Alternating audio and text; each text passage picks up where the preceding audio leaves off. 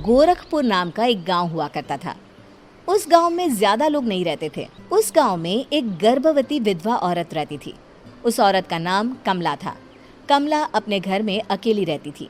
उसके पति की सारी जायदाद उसके नाम हो गई थी, पर सभी गांव वाले उस औरत को मनहूस औरत समझा करते थे और सभी उससे नफरत किया करते थे। एक बार कमला राशन की दुकान पर खाने का सामान खरीदने जाती है। भैया जी, जरा 1 किलो दाल चावल देना। अरे हाय हाय हाय हाय हाय हाय! अरे मनहूस औरत, मेरी दुकान में अपशुगन करवाने आ गई क्या? हैं? चल जा यहाँ से, मैं कुछ नहीं देने वाला हूँ तुझे। भाग भाग यहाँ से, चल जा, निकल। भैया जी, ऐसा मत कहिए, मैं गर्भवती हूँ, मुझे खाने की बहुत ज़रूरत है, मुझे खाना दे दीजिए। दुकानदार कमला को वहां से धक्के मारकर भगा देता है। तभी कमला रोते रोते उस गांव के किन्नरों के इलाके में आ जाती है। गांव वाले किन्नरों को उसी इलाके में रखा करते थे, क्योंकि वो लोग किन्नरों को पसंद नहीं करते थे और उनके इलाके में रहने से मना करते थे। तो किन्नरों ने उसी गांव में अपना एक इलाका बना लिया था। जब किन्नर लोग देखते हैं कि एक गर्भवती महिला रोते रोते उनके इलाके में आ गई है, तो सारे किन्नर कमला के पास जाकर उसका हाल पूछने लगते हैं। क्या हुआ बहन, तुम्हारी गर्भवती अवस्था में इतनी बुरी हालत कैसे है? तुम रो क्यों रही हो? तुम डरो मत, हम तुम्हें कोई नुकसान नहीं पहुंचाएंगे। तुम शांत होकर सब बताओ कि हुआ क्या है। मैं कमला हूँ, मैं गांव के दूसरे इलाके से आई हूँ। 2 महीने पहले ही मेरे पति की मौत हुई है। मुझे गांव के लोग मनहूस मानते हैं, क्योंकि मैं विधवा हूँ और गर्भवती भी। वहाँ के लोग मुझे खाने के लिए कुछ बेचने के लिए भी तैयार नहीं, जिससे मेरा गुजारा नहीं हो रहा था। कोई बात नहीं कमला, हम तुम्हारा ख्याल रखेंगे। किन्नर लोग कमला को एक खाली घर में रहने के लिए जगह दे देते हैं और उसकी देखभाल भी करते हैं। कुछ ही महीने बाद कमला अपने बच्चे को जन्म देती है, पर अफसोस, कमला बच्चे को जन्म देते ही अपनी जान गंवा देती है। जब सब किन्नर बच्चे को देखते हैं तो बहुत खुश हो जाते हैं, क्योंकि वो बच्चा भी किन्नर ही था। कमला ने एक किन्नर बच्चे को जन्म दिया था। अब इस बच्चे की देखभाल कौन करेगा? हम तो इस बच्चे को गांव के दूसरे इलाके में भी नहीं भेज सकते। और तो क्या हुआ, इस बच्चे की माँ नहीं रही तो हम इसे पालेंगे। अब ये हमारे इलाके में रहेगा, हमारे साथ रहेगा। फिर वो किन्नर उस किन्नर बच्चे को गोद ले लेते हैं, उसका नामकरण कराते हैं। उस किन्नर बच्चे का नाम शक्ति रखा जाता है। देखते ही देखते शक्ति बड़ी होने लगती है। उसके रंग रूप बहुत सुंदर थे। वो बहुत सुंदर किन्नर दिखती है। एक दिन शक्ति एक किन्नर से पूछती है, माँ जी सुनिए ना, ये गांव के दूसरे इलाके में भी तो लोग रहते हैं, तो हम वहाँ क्यों नहीं जाते? हम उनसे अलग क्यों रहते हैं? शक्ति, क्योंकि वो लोग हमारे जैसे नहीं, वो लोग हमें पसंद नहीं करते, इसीलिए हम उनसे अलग रहते हैं। क्यों? वो हमें क्यों पसंद नहीं करते? मुझे एक बार उस इलाके में जाना है, मैं एक बार वहाँ जाकर घूम कर आऊँ। शक्ति, खबरदार, जो तू उस इलाके में कभी भी गई तो अपनी जान नहीं गंवाना चाहती तो उस इलाके में कभी कदम भी नहीं रखेगी, समझी? इतना कहकर वो किन्नर वहाँ से चली जाती है। शक्ति उस किन्नर की बात सुनकर बहुत रोती है। माँ जी, ऐसा कैसे कह सकती हैं? उन्होंने इतनी सी बात के लिए मुझे इतना डांटा। अब तो मैं उस इलाके में ज़रूर जाऊंगी। फिर एक दिन शक्ति गांव के दूसरे इलाके में चुपके से जाती है। ये लोग तो हमारे जैसे ही इंसान हैं, तो ये हमसे नफरत क्यों करते हैं? जब शक्ति उस इलाके में पहुंचती है तो गांव के सारे आदमी उसके रूप से मोहित हो जाते हैं। वो लोग ये अंदाज़ा नहीं लगा पाते कि वो किन्नर है। शक्ति की सुंदरता देखकर सारे गांव वाले उसकी तारीफ करने लगते हैं। तभी गांव का चक्कर लगाने गांव के जमींदार का बेटा हर्ष वहां पहुंचता है। हर्ष भी दिखने में बहुत सुंदर होता है। जब हर्ष ने शक्ति को देखा तो वो भी उससे मोहित हो गया, और जब शक्ति की नज़र हर्ष पर पड़ी तो वो हर्ष को देखकर मोहित हो गई। आपको पहले कभी इस गांव में देखा नहीं। इस गांव में आप नए हैं क्या?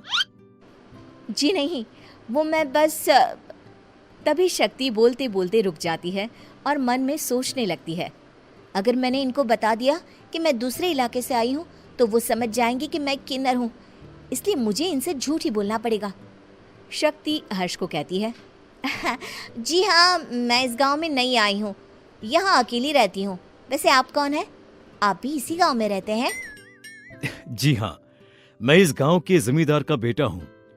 आपको किसी भी चीज की जरूरत पड़े तो आप मुझे बता देना, मुझे अच्छा लगेगा।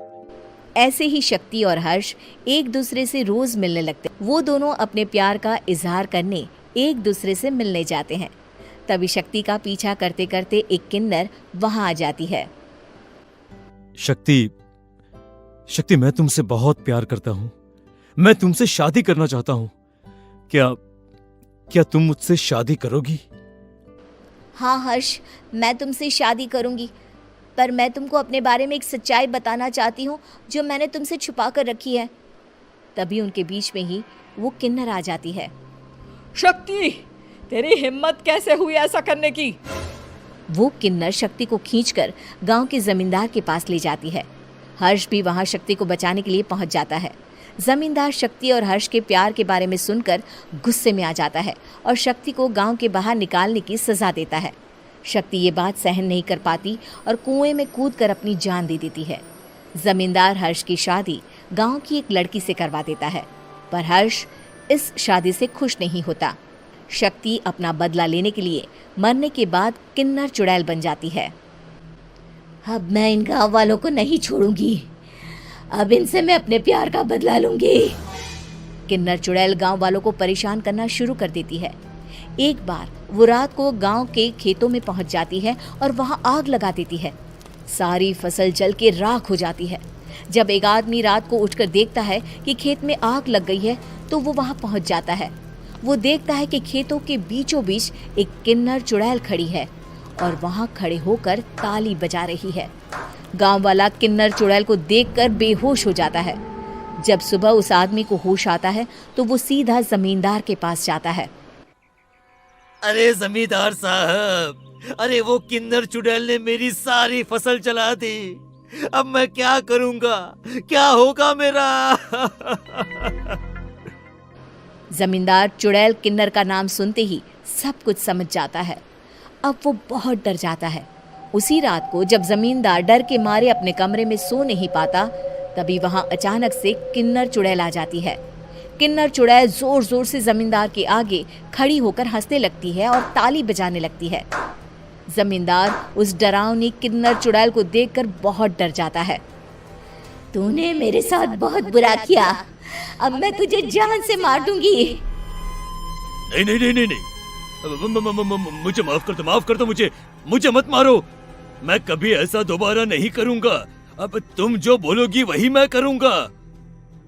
ठीक है, मैं चाहती हूँ कि किन्नर इलाका गांव के इलाके से जुड़े और गांव का कोई भी आदमी किन्नर समाज से द्वेष ना करे, उससे नफरत ना करे, नहीं तो मैं सारे गांव को मार दूंगी।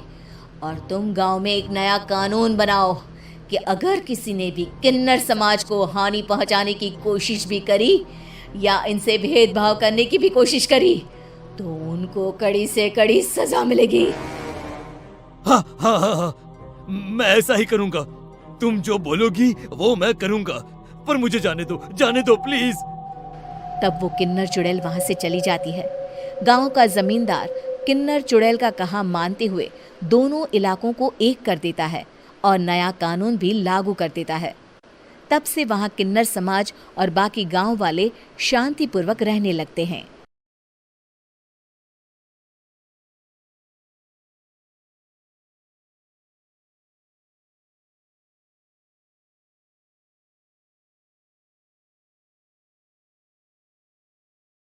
शिल्पा शहर की पढ़ी लिखी और होशियार लड़की है, जिसकी शादी उसके पापा के सालों पुराने वादे की वजह से गांव के विकास से हो जाती है।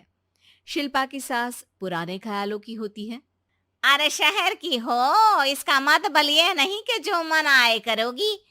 घर के कुछ नियम है जो तुम्हें भी मानने पड़ेंगे। हाँ मम्मी, मुझे रीति रिवाज से कोई दिक्कत नहीं है, पर ऐसे नियम जिनका कोई मतलब ना बने वो तो गलत है। हाय देखो तो, अरे घर आए एक दिन पूरा नहीं हुआ और सास से जुबान लड़ाना भी शुरू। नहीं हो, बहू हो, अपनी हद में रहना सीख लो। हाँ। इतने में विकास भी वहां आ जाता है। माँ, मुझे लगता है शिल्पा को घर रहने की जगह दुकान चलना चाहिए। इसकी नई चीजों की समझ और सोच हमारे बिजनेस के लिए बहुत अच्छी रहेगी। बेटे की बात सुनकर माँ को बहुत गुस्सा आ जाता है। अच्छा, और अभी भी क्या आते ही तेरे तो सुर बदल गए। अगर ये दुकान जाने लगी तो गांव में क्या इज्जत रह जाएगी हमारी, है? लोग क्या कहेंगे? ये कहीं नहीं जाएंगी बस। हाँ। माँ के आगे और कुछ बोले बिना विकास वहां से चला जाता है और सास शिल्पा को घर के कामों में लगा देती है। उसी रात विकास और शिल्पा साथ बैठकर बातें कर रहे होते हैं। मम्मी ऐसा क्यों सोचती हैं कि औरतें कुछ नहीं कर सकती और उन्हें लोगों की इतनी चिंता क्यों है? पापा की डेथ के बाद माँ ने दुकान संभालने की कोशिश की थी, पर लोगों ने उल्टी सीधी बातें सुनाकर उनका आत्मविश्वास इतना गिरा दिया कि वो कुछ कर ही नहीं पाई और सोचने लगी कि शायद औरतें ये सब कर ही नहीं सकती, इसलिए उनसे भी नहीं हुआ। लोगों की यही तो दिक्कत है, उन्हें अपने से ज्यादा दूसरे की जिंदगी में स्वाद आता है। वैसे लोग जिनसे डरते हैं ना, उन्हें ही तोड़ने की कोशिश करते हैं। आप फिक्र मत करो, मम्मी की सोच बदलने का तरीका है मेरे पास। और अगले ही दिन से शिल्पा अपनी सास की सोच बदलने और लोग क्या कहेंगे के डर को खत्म करने की जद्दोजहद में जुट जाती है। मम्मी आपको पता है, गीता बबीता, अरे जिनके ऊपर दंगल फिल्म भी बनी है। मैं फिल्म बिल में नहीं देखती। हाँ। वो हरियाणा की लड़कियां हैं, दोनों रेसलर हैं। उन्होंने जब ये शुरू किया था ना, तो लोगों ने बहुत बातें बनाई, बुरा भला बोला, मजाक भी बनाया, लेकिन उन्होंने ना किसी की सुनी, ना अपने ऊपर से विश्वास खोया और ना ही हार मानी। और देखो आज किस मुकाम पर है। अरे तो ये सब मुझे क्यों सुना रही है? हाँ। नहीं नहीं, बस ऐसे ही, हमें अपने आसपास की खबरें तो रखनी चाहिए ना। ऐसा कहकर शिल्पा अपनी सास को सोच में डालकर वहां से चली जाती है। अब शिल्पा हर दिन दुनिया के अगेंस्ट अपनी हिम्मत से सक्सेसफुल बनने वाली लड़कियों की कहानी अपनी सास को सुनाने लगती है। इसी तरह कुछ समय बीत जाता है। और माँ, आजकल बहुत चुप चुप रहती हो, सब ठीक तो है ना? बस कुछ सोचती रहती हैं, इसीलिए ज्यादा बोल नहीं पाती। ऐसा क्यों हुआ माँ, कोई दिक्कत है क्या? अरे तेरी पत्नी ही दिक्कत है। मैंने क्या किया? अरे रोज मुझे कुछ समझाने के मकसद से एक नई कहानी सुनाती है, पर खुद नहीं जानती कि मुझे सब पहले से पता है। हाँ। तो फिर दिक्कत क्या है माँ? लोग क्या कहेंगे? अरे उनका तो काम ही है कुछ ना कुछ कहना। आप ये सोचो कि उन्हें नजरअंदाज करके हम साथ मिलकर किस ऊंचाई पर पहुंच सकते हैं। बेटे और बहू की बातों से सोच में पड़ी माँ वहां से चली जाती है। अगली सुबह सबसे पहले तैयार सास आवाज लगाकर बेटे और बहू को बुलाने लगती है। अरे कहाँ सोते पड़े हो दोनों? किसी को घर में कोई काम नहीं है क्या? हाँ। सास की आवाज सुन शिल्पा भागती हुई कमरे से बाहर निकल आती है, जिसके पीछे विकास भी बाहर आ जाता है। मम्मी, आप इतनी सुबह तैयार होकर कहाँ जा रही हैं? अरे किसी नई शुरुआत से पहले भगवान का आशीर्वाद बनता है या नहीं? मैं सीधा दुकान जाऊंगी, तुम काम निपटा कर आ जाना है। सास की बात सुन शिल्पा और विकास खुशी से फूले नहीं समाते। ये हुई ना मेरी माँ वाली बात। पूरा परिवार मिलकर दुकान पर काम करने लगता है, जिसमें विकास और उसकी माँ दुकान संभालते हैं, तो शिल्पा काम को ऑनलाइन डाल शहर और इंटरनेट का काम संभालने लगती है, जिसे देख गांव में लोगों के बीच गॉसिप शुरू होते देर नहीं लगती।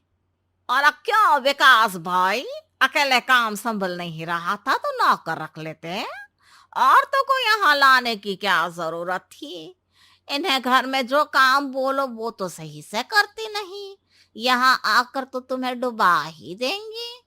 अरे भाई साहब, अगर आपके घर की औरतें सही से काम नहीं करती ना, तो हमें उससे कोई लेना देना नहीं। यहाँ आपकी पंचायत के लिए किसी के पास समय नहीं है। हाँ। करारा जवाब सुन बातें सुनाने आए लोग मुंह लटकाए उल्टे पैर वापस चले जाते हैं। वाह मम्मी, ये तो अब दोबारा कभी भूल कर भी यहाँ नहीं आएंगे। I am so proud of you. अरे बहुत हुआ, हाँ काम पर लगो चलो। तीनों आपस में काम बांटकर अपने अपने काम पर लग जाते हैं। इसी तरह दिनों के साथ महीने बीतते हैं, जिसमें शिल्पा की पढ़ाई, विकास की मार्केट स्किल और सास की फाइनेंशियल मैनेजमेंट से उनकी दुकान बहुत अच्छा बड़ा बिजनेस बन जाता है, जो गांव के साथ साथ शहर में भी अच्छा खासा मशहूर हो जाता है। अरे सच ही कहते थे तुम दोनों, लोगों का तो काम ही होता है कहना। अब हमें सुनना है या नजरअंदाज करना है वो तो हमारे ऊपर है। हाँ, आपकी शुरुआत में गालियां और आसमान छूने पर तालियां, ऐसे लोगों का तो काम ही है पलटना। इनकी बातों से हमें कभी अपनी राह बदलनी नहीं चाहिए, बल्कि अगर बातें बन रही है तो समझ जाओ कि रास्ता सही है।